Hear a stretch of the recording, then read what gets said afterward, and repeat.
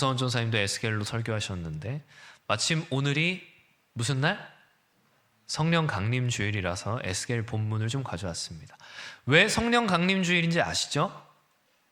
예수께서 부활하시고 오순절 날 성령 강림 하늘 모르세요? 네. 왜 오순절인지 아시죠? 열흘 순자를 써서 50일이 지난 뒤라서 오순절입니다. 예순, 칠순, 팔순 그 순이에요. 알고 계셨죠? 예, 뭐 대답을 해야 뭐. 에스겔은 선지자예요. 선지서를 읽을 때는 뭐가 중요하다 그랬죠? 선지자가 받은 소명, 선지자의 소명이 중요하다 그랬죠. 선지자의 소명은 그 선지서 전체를 이해하는데 아주 중요한 역할을 한다고 했어요. 에스겔 1장을 보면 에스겔이 지금 어디 있다 이야기를 해요. 어디에 있대요? 그발 강가에 있대요. 그발 강가가 어디예요? 바벨론이죠. 그러니까 에스겔은 지금 바벨론의 포로로 끌려와 있는 거예요. 근데 에스겔이 뭘 봤다 그래요? 하나님의 모습을 봤다 이렇게 이야기하는 거예요. 여러분 이게 얼마나 어처구니 없는 상황인지 여러분 아셔야 돼요. 바벨론 그발 강가에서 하나님의 모습을 봤다. 1장 3절 보니까 에스겔이 어떤 사람이래요? 갈대아 땅 그발 강가에서 여호와의 말씀이 부시의 아들, 조지 부시 아니죠? 제사장 나 에스겔에게 특별히 임하고. 제사장의 아들이래요. 제사장의 아들, 그러니까 제사장 집안의 아들인 에스겔이 바벨론 그발 강가에서 하나님의 모습을 봤다는 거예요. 황당한 일이죠. 아직도 뭐가 황당한지 잘 모르시겠어요? 하나님의 임재라고 하는 건 어디에 임해야 되는 거예요? 성전. 제사장의 아들인 에스겔의 입장에서 하나님의 임재는 어디에 임해야 되는 거예요? 성전에 임해야 되는 거죠. 예루살렘 성전에 하나님이 계셔야 된단 말이에요. 근데 지금 하나님의 임재가 어디 나타났어요? 바벨론 그발 강가 여기에 나타나는 거예요. 이게 지금 제사장의 아들이었던 에스겔의 입장에서 하나님의 모습을 보는데 와 영광스럽다 이게 아니라 얼마나 황당했겠냐고요. 아니 하나님 왜 여기 계시지?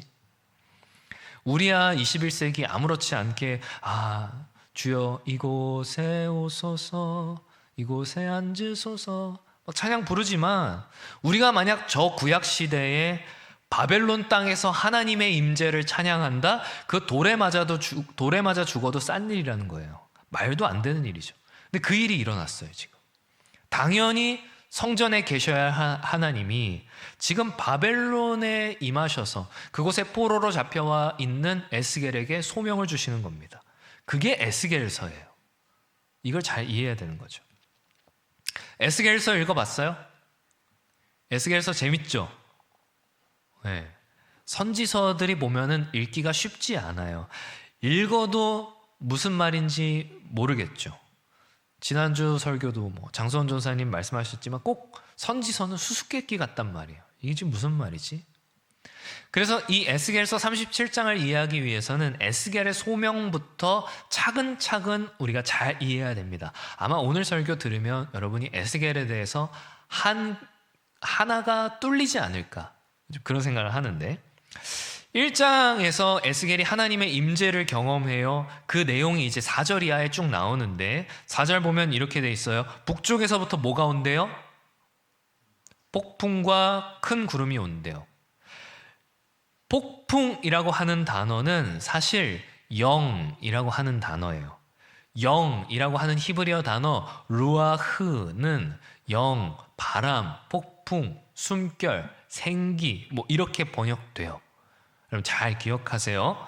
에스겔이 바벨론에서 지금 하나님의 영이 불어오는 것을 봤다라는 거예요. 5절 보니까 이렇게 나오네요. 영과 함께하는 네 생물의 형상을 봐요. 이 네 생물 뒤에 쭉 설명이 나오지만 얼굴이 4개고 앞뒤 좌우에 4개고 날개가 4개고 막 이래요. 이런 동물 있어요 없어요? 없어요. 그럼 이 생물은 뭘까? 정체는 뒤에 나옵니다. 12절을 보죠. 영이 어떤 쪽으로 가면 그 생물도 그대로 가고 돌이키지 아니하고 일제히 앞으로 곧게 행하며. 여기 갑자기 영이라고 하는 단어가 나와요. 아까 앞에서 폭풍이라는 게 영이라고 우리가 봤잖아요. 그죠? 그걸 몰랐다면 아니 왜 갑자기 영이 등장하지? 이런 생각이 들었겠지만 앞에 나왔던 그 폭풍이 사실은 영이었으니까 그 영을 말하는 거구나. 이제 알겠죠? 영이 이쪽으로 가면 내 생물도 그쪽으로 가고 영이 저쪽으로 가면 내 생물도 저쪽으로 갔다라고 하는 말이에요. 26절 이하를 보면 이렇게 되어 있네요. 제가 읽겠습니다. 그 머리 위에 있는 궁창 위에 보좌의 형상이 있는데 그 모양이 남보석 같고 그 보좌의 형상 위에 한 형상이 있어 사람의 모양 같더라.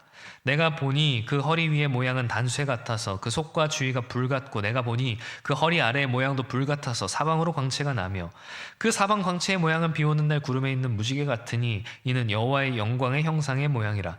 내가 보고 엎드려 말씀하시는 이의 음성을 들으니라. 아멘. 이게 지금 무슨 말 같아요?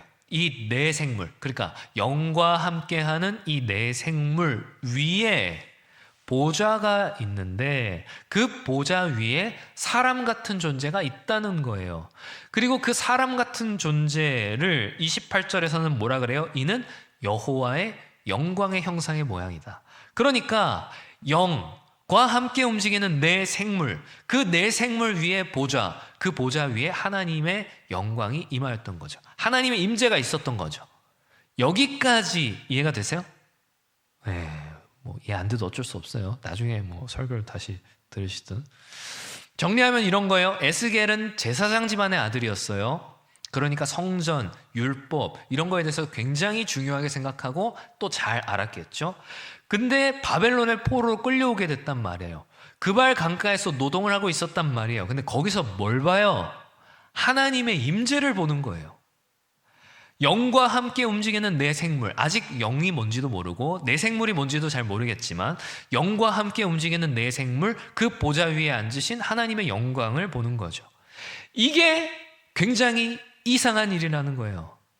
당연히 예루살렘에 계셔야 할 하나님이, 당연히 예루살렘 성전 안에 임하셔야 할 하나님이 지금 이 바벨론 땅에 보좌로서 임하시는 거죠. 그리고 에스겔에게 말씀하시는 거예요. 2장 2절 보니까 그가 내게 말씀하실 때에 그 영이 내게 임하사 나를 일으켜 내 발로 세우셨다. 말씀과 함께 역사하는 그 영, 이 영이 뭔지 아직 그 정체는 에스겔서에서 안 나왔어요. 이 영이 에스겔을 일으켜 세워요. 그리고 두 발로 서게 해요.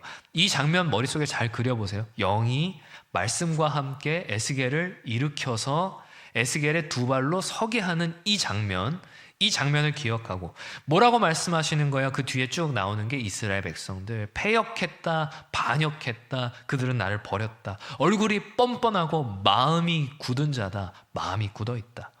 그들이 듣든지 아니 듣든지 너는 가서 내 말을 전해라. 그러면서 3장에 그 유명한 에스겔의 두루마리가 나오죠. 하나님께서 에스겔에게 두루마리를 먹이는 거예요. 두루마리 뭔지 아시죠? 두루마리 이렇게 말려 있는 거. 하나님의 말씀을 옛날에는 이제 두루마리에 적어서 말아서 보관했잖아요. 그러니까 말씀을 주시는 거예요. 이 두루마리를 배에 넣으시면서 먹이시면서 내 창자에 집어넣어라. 이렇게 하나님 말씀하시는 거예요. 그리고 그대로 가서 전하라고 하시는 거죠. 14절 보니까 주의 영이 나를 들어올려 데리고 가시는데, 여기서 주의 영 이렇게 되어 있는데 원문은 주의 영이 아니에요. 그냥 영이에요. 그러니까 아직 이 영의 정체는 몰라요. 그냥 영이 나를 들어올려 데리고 가시는데 근심하고 분한 마음으로 가니 권능이 힘있게 나를 감동시켰다. 이 영이 에스겔을 들어올려서 데리고 가는 거죠. 그리고 7일이 흘렀다. 이렇게 이야기를 합니다. 7일 뒤에 하나님께서 에스겔에게 또 말씀으로 임하세요. 그리고 에스겔의 소명이 무엇인지 에스겔에게 설명하시죠. 에스겔의 소명, 혹시 아는 청년. 에스겔의 소명. 에스겔의 소명은 파수꾼의 사명이었습니다. 파수꾼의 사명. 3장 17절 보니까 인자야, 내가 너를 이스라엘 족속의 파수꾼으로 세웠다. 너는 내 입의 말을 듣고 나를 대신해서 그들을 일깨워라. 파수꾼의 역할을 하라는 거예요. 21절까지 쭉 파수꾼의 사명이 뭔지 쭉 나오는데 간단하게 설명을 할게요. 여러분 나중에 성경 읽어보세요. 파수꾼 여러분 뭐 하는 사람이에요? 파수하는 사람이죠. 지키는 사람이죠. 만약 파수꾼이 하나님의 말씀을 백성들에게 잘 전달했다면, 만약 그 백성들이 돌이키지 않았을 때 그 책임은 그 백성들에게 있고, 파수꾼이 만약 하나님의 말씀을 제대로 전달하지 않아서 백성들이 돌이키지 않았다면 그 책임은 파수꾼에게 있다라는 거예요. 이게 파수꾼의 사명입니다. 네가 내 말을 가서 그대로 전하면 너한테 죄를 안 묻겠지만, 만약 네가 그대로 전했는데 그들이 돌이키지 않으면 그 책임은 그들에게 있을 것이다. 이게 파수꾼의 사명이에요. 하나님께서 먹여주신 두루마리, 그걸 그대로 가지고 가서 하나님의 심판의 말씀을 있는 그대로 가서 전하라는 거죠. 이게 파수꾼의 사명이죠. 그리고 23절을 보니까 내가 일어나 들로 나아가니 여호와의 영광이 거기 머물렀는데, 아니 아까부터 7일이 지났잖아요. 7일이 지났는데 하나님의 영광이 아직 어디 있어요? 바벨론에 있죠. 그러니까 이게 무슨 말이에요? 7일이 지났는데 하나님의 영광이 바벨론에 있다는 것. 하나님이 성전을 잠깐 떠나서 바벨론에 왔다가 다시 돌아간 게 아니라 성전을 완전히 떠났다. 예루살렘을 완전히 떠나서 성전에 안 계신다. 그걸 보여주는 거죠. 하나님의 영광의 임재가 지금 바벨론에 있다는 것. 다시 한번 24절, 주의 영이 내게 임하사 나를 일으켜 내 발로 세우시고 말씀하여 이르시되, 이 영이 또 주의 영이라고 나와 있는데 주의 영 아니에요. 원문에는 그냥 영이에요. 아직 이 영의 정체는 몰라요. 영이 일으켜 에스겔을 두 발로 세우고 하나님의 말씀이 영과 함께 역사하는 거죠. 자, 여기서 다시 한번 리마인드를 해볼까요? 에스겔은 지금 바벨론의 포로로 끌려왔어요. 그런데 어떤 영과 함께 임한 내 생물, 그리고 그 내 생물 위 보좌에 앉으신 하나님의 임재, 하나님의 영광을 보죠. 하나님께서 에스겔에게, 그런 에스겔에게 소명을 주세요. 두루마리를 먹이셨다라고 하는 건 하나님의 말씀을 맡기셨다라는 거죠. 그리고 너는 이 두루마리를 가지고 가서 있는 그대로 전해라. 그게 너의 소명, 파수꾼의 사명이다. 그때 영은 하나님의 말씀과 함께 역사하여서 에스겔을 일으켜 세웁니다. 이 영이 아직 뭔지는 모르겠지만 에스겔의 소명, 여기까지 이해되시죠? 그렇게 하나님의 말씀을 받은 에스겔에게 하나님께서는 내가 이제 유다를 멸망시킬 거야. 그걸 막 보여주세요. 4장, 5장, 6장 나오는데 하나님의 심판의 도구로 등장하는 게 있습니다. 여러분 이건 그냥 상식적인 건데 그냥 알아두시면 좋아요. 선지서에 특히 자주 나오는 하나님의 심판의 도구, 전염병과 칼과 기근. 6장 12절 보니까 먼데 있는 자는 전염병에 죽고 가까운 데 있는 자는 칼에 엎드러지고 남아있어 에워싸인 자는 기근에 죽는다. 이게 하나님의 심판의 도구예요.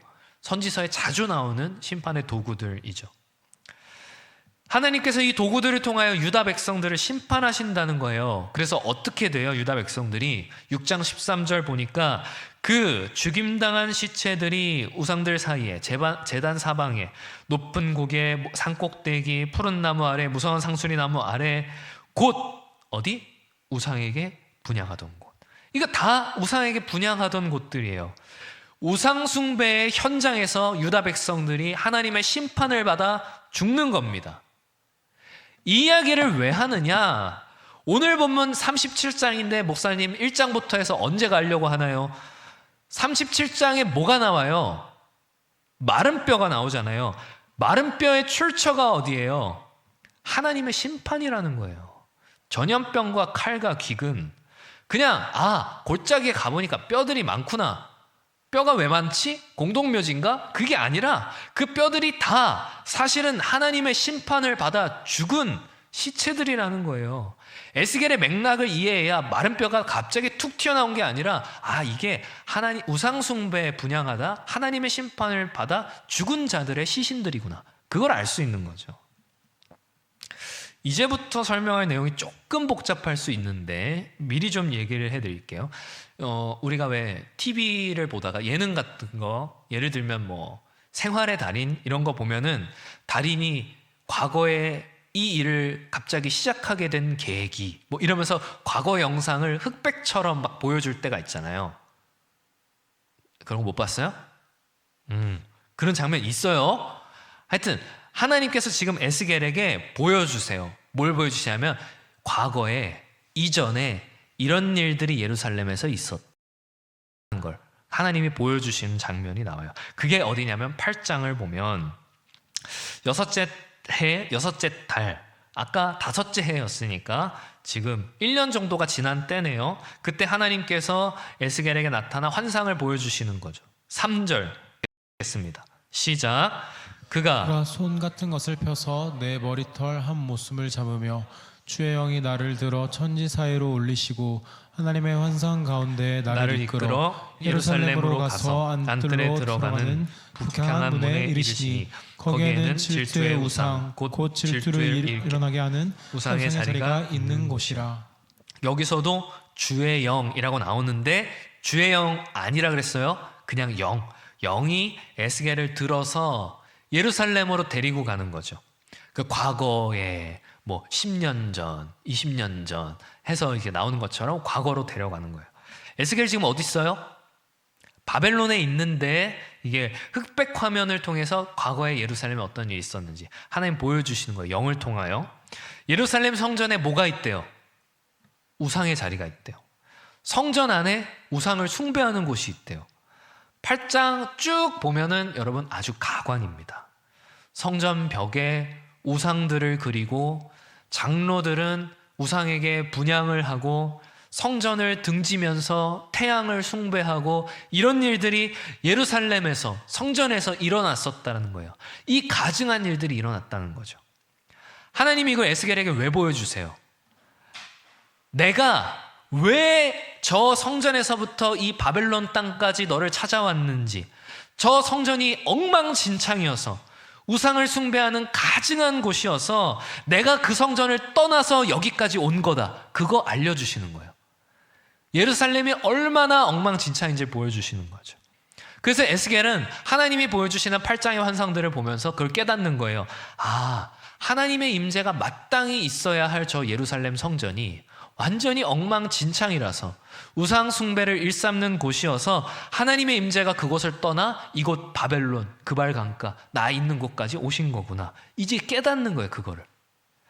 그리고 10장을 가면은 이 네 생물이 뭐였는지 그 정체가 나타나요. 10장 1절 보니까 내가 보니 그룹들 머리 위 궁창에 남보석 같은 것이 나타났는데 그들 위에 보좌의 형상이 있는 것 같더라. 보좌의 형상, 아까 네 생물 위에 보좌의 형상이 있었잖아요. 근데 여기서 그 네 생물의 정체를 뭐라 그래요? 그룹이래요. 그룹은 천사죠. 히브리어로는 케루빔에서 천사죠. 15절을 보니까 그룹들이 올라가니 그들은 뭐라고요? 내가 그발 강가에서 보던 생물이라. 아, 그때 봤던 그 네 생물들이 사실은 천사였구나. 이걸 깨닫는 거죠. 그리고 이제 18절, 19절 여호와의 성전이, 여호와 영광이 성전 문지방을 떠나서 그룹들 위에 머무르니 그룹들이 날개를 들고 내 눈앞에 땅에서 올라가는데 그들이 나갈 때의 바퀴도 그 곁에서 함께하더라. 그들이 여호와의 성전으로 들어가는 동문에 머물고 이스라엘 하나님의 영광이 그 위에 덮였더라. 이게 지금 뭐예요? 하나님의 영광이 성전을 나와 동문을 통해서 나와서 떠오르는 거죠. 성전을 떠나는 모습을 보여주고 있는 거죠, 에스겔에게. 왜요? 왜 성전을 떠났어요? 아까도 얘기했지만 성전 안에서 우상 숭배를 일삼고 가증한 일들을 벌이고 그래서 이 그룹들과 함께 성전을 떠나 이동하신 하나님이 이 그발 강가에 나타나시는 거예요. 그러니까 시간 순서대로 하면 이 장면 이후에 이제 에스겔 1장이 나오는 거겠죠. 여기까지 이해가 됐어요? 안 돼도 어쩔 수 없다 그랬어요. 다시 한번 정리를 하겠습니다. 에스겔에게 하나님께서 말씀하신 게 뭐였어요? 유다 백성들의 죽음이죠. 전염병, 칼, 기근으로 인한 하나님의 심판으로 인한 죽음이죠. 그 시체가 우상숭배의 자리 가운데 막 쌓일 거라 말씀하셔요. 유다 백성들의 우상숭배를 어떻게 했는데요? 성전 안에서 분향을 하고 우상을 숭배하고 성전을 등지고 태양에게 절을 하고 하나님께서 그래서 성전을 떠나 에스겔이 있는 이곳, 이 바벨론까지 그룹들의 호위와 함께 날아오신 거예요. 그리고 하나님께서 그런 에스겔에게 성전의 개념을 재조정해 주십니다. 11장 16절 같이 읽겠습니다. 시작. 그런즉 너는 말하기를 주 여호와의 말씀에 내가 비록 그들을 멀리 이방인 가운데로 쫓아내어 여러 나라에 흩었으나 그들이 도달한 나라들에서 내가 잠깐 그들에게 성소가 되리라 하셨다 하고 유다 백성이 흩어져 도달한 나라들에서 내가 그들에게 성소가 되리라. 놀라운 말씀이죠. 성소가 어디예요? 성전 가장 깊숙한 안쪽이에요. 그런데 지금 뭐라 그러시는 거예요? 성전이 아니더라도, 예루살렘이 아니더라도 하나님이 임하시면 그곳이 뭐가 된다? 성전이 된다. 놀라운 말씀인 겁니다. 하나님이 임하시는 곳이 성전이다. 성전이라서 하나님이 임하시는 게 아니라 하나님이 임하시는 곳이 성소다. 그렇게 말씀하시는 거예요. 그러면서 11장 19절 내가 그들에게 한 마음을 주고 그 속에 새 영을 주며 그 몸에서 돌 같은 마음을 제거하고 살처럼 부드러운 마음을 주어. 하나님께서 그들에게 새 영을 주신대요. 돌 같은 마음을 제거하신대요. 굳은 마음을 제거하신다. 아까도 나왔었죠. 에스겔에 자주 나오는 표현. 돌같이 굳은 마음을 제거하시고 부드러운 마음을 주신다는 거예요. 새 영을 준다. 이 새 영이 뭐지?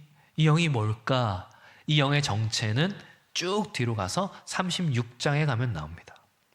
아까 읽은 것, 방금 읽은 것하고 비슷한 말씀이 나와요. 36장 26절. 또 새 영을 너희 속에 두고 새 마음을 너희에게 주되 너희 육신에서 굳은 마음을 제거하고 부드러운 마음을 줄 것이며 새 영을 주시겠다. 이 새 영이 뭐지?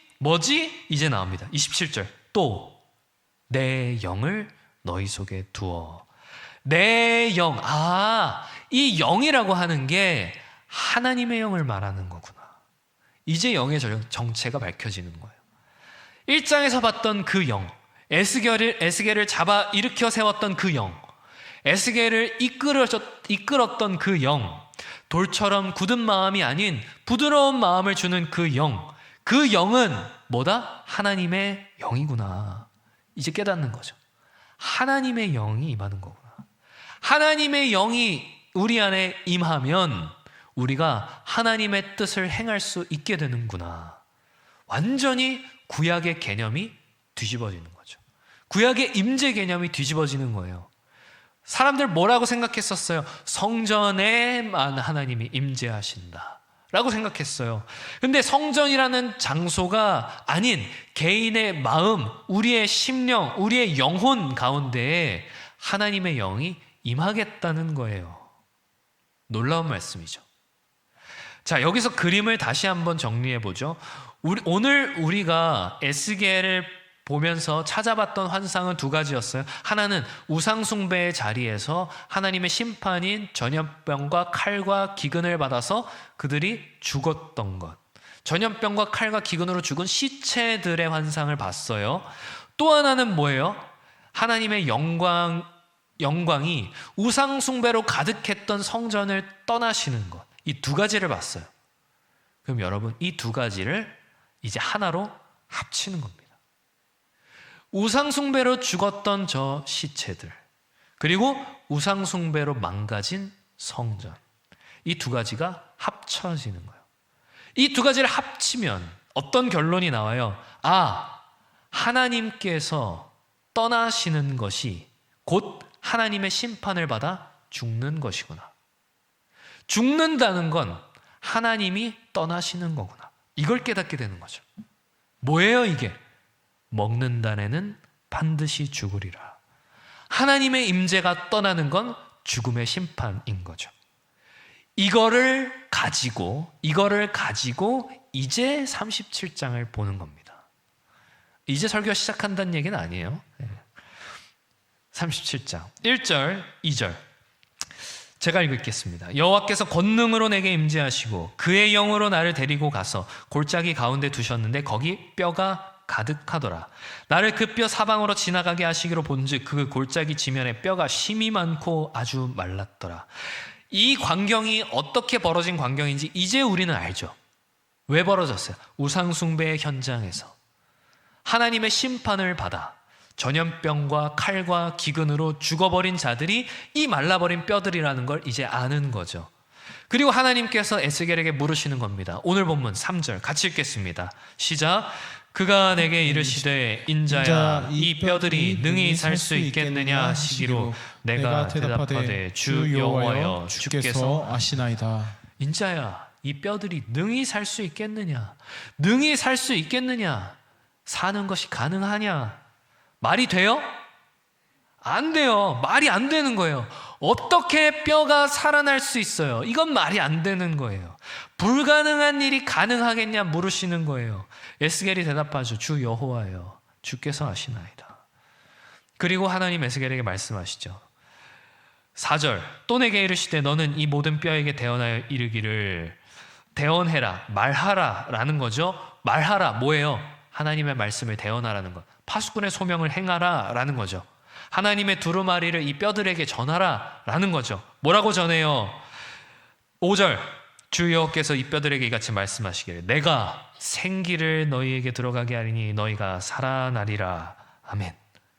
생기를 들어가게 하리. 여기서 생기가 뭘까요? 아까 설교 앞부분에 나왔었는데 생기 뭐예요? 루아, 영, 바람, 폭풍, 숨결 또 뭐? 생기. 영이죠 영. 이 영은 뭐라 그랬어요? 하나님의 영.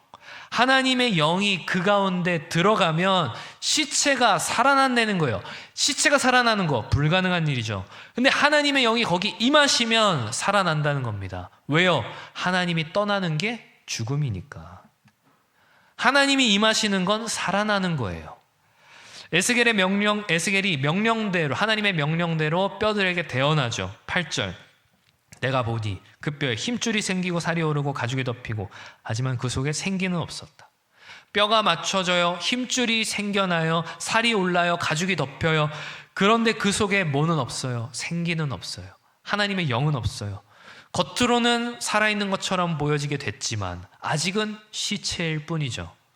9절 또 내게 이르시되 인자야 너는 생기를 향하여 영을 향하여 대언하라. 사방에서 와서 이 죽음을 당한 자에게 불어 살아나게 하라 하셨다. 하나님의 영에게 대언하라는 거예요. 뭐요? 사방에서 와서 이 죽음을 당한 자에게 불어 살아나게 하라. 하나님의 말씀과 하나님의 영이 함께 역사하니까 하나님의 영이 그 시체 가운데 임하고 마침내 이 마른 뼈였던 이 시체였던 자들이 일어나 살아나게 되죠. 아까 말했었죠. 하나님의 임재가 없으면 뭐와 같다? 죽은 것과 같다. 반대로 하나님의 영이 임하시면 뭐와 같다? 죽은 자도 살아나는 것이다. 이걸 보여주는 거예요. 그래서 에스겔이 어떻게 끝나요? 에스겔은 뭘로 끝나요? 에스겔은 성전 회복의 환상으로 끝나요. 왜 성전이 회복되는 환상으로 끝날까? 알게 되는 거죠. 43장 3절 보니까 여호와의 영광이 동문을 통하여 성전으로 들어가고 다시 동문을 통하여 나왔던 하나님의 영광의 임재가 하나님의 영광이 다시 동문을 통하여 들어가는 거예요. 성전 안을 다시 채우는 거죠. 5절 영이 나를 데리고 안뜰에 들어가시기로 내가 보니 여호와의 영광이 성전에 어떻게 했다? 가득했다. 우상 숭배로 인하여서 하나님의 영광이 성전을 떠났는데 다시금 그 성전에 하나님의 영광이 임하시는 거예요. 그리고 임하셔서 그 안에 하나님의 영광이 가득한 거예요. 성전이 어떻게 됐어요? 죽었던 성전이 다시 살아나는 거죠. 마른 뼈와 같았던 시체와 같았던 우상 숭배를 일삼았던 그 성전이 다시 살아난 거예요. 어떻게 살아날 수 있어요? 살아났기 때문에 하나님의 영이 임한 거예요? 아니에요. 하나님이 그 성전 가운데 영광으로 임재하셨기 때문에 살아나는 거죠. 사랑하는 청년들이요, 이 성전은 우리예요. 이 마른 뼈들은 우리예요. 죄로 죽어버린 하나님의 형상으로서의 그 찬란한 영광을 잃어버린 아담 이래로 모든 인간은 다 이 죽음의 굴레 가운데 있죠. 그러니까 우리가 살아난다는 건 원래 말이 안 되는 일이라는 거예요. 여러분과 제가 여기 이렇게 와서 예배드리고 있는 거, 이거 불가능한 일이라는 거예요. 완전히 박살나버리고 망가져버리고 죽어버린 시체와도 같은 우리는 마른 뼈나 마찬가지인 자들이라는 거죠. 인자야, 이 뼈들이 능히 살 수 있겠느냐? 어떻게 살 수 있어요? 무엇으로만 살 수 있어요? 살리는 영이신 하나님의 영으로만 가능한 거예요.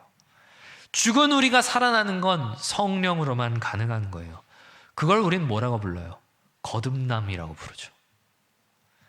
그러니까 우리가 너무 쉽게 거듭남 이야기하지만 사실 거듭남이라고 하는 거는 불가능한 일이 이루어진 거예요. 시체가 살아난 거예요.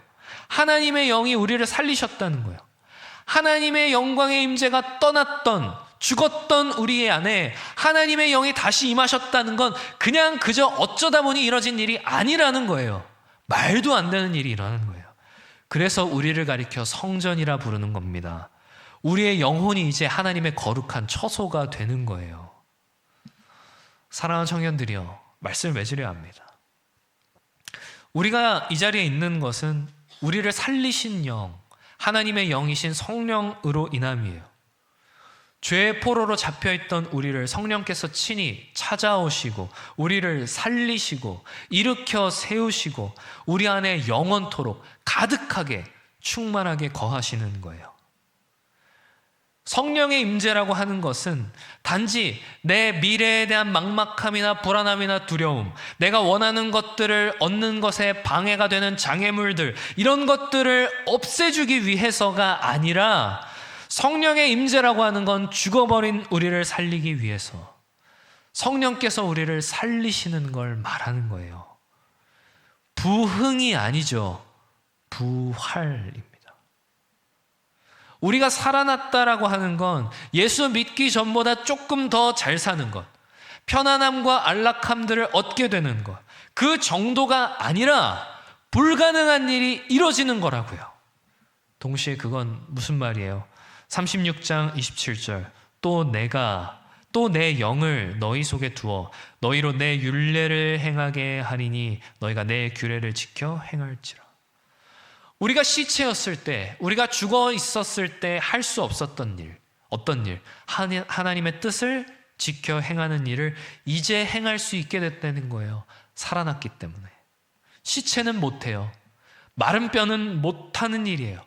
하나님의 뜻대로 살아간다라고 하는 건 예수 믿는 자에게 이제부터 주어지는 어떤 부과되는 의무 조항이나 억지스러운 순종 같은 것이 아니라 당연하고 마땅한 반응이에요. 살아났으니까 뜻을 따르는 거예요.